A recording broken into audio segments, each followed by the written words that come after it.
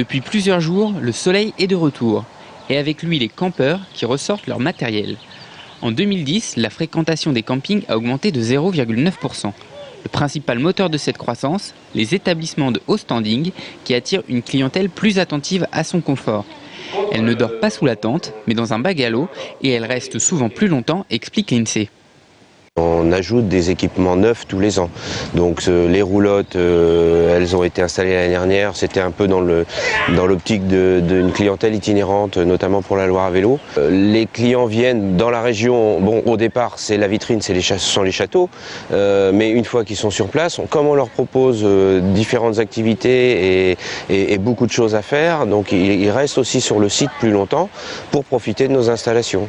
Si les observations nationales se vérifient dans les campings de Touraine, on ne peut pas en dire autant pour l'hôtellerie-restauration. Alors que dans les hôtels d'Île-de-France, on observe une fréquentation record, en Touraine, le premier trimestre 2011 positif n'est qu'un rattrapage des très mauvais résultats de la fin d'année 2010. Le haut de la gamme en hôtellerie-restauration tire son épingle du jeu, mais dans ma catégorie, il y a l'embellie, elle se fait tarder.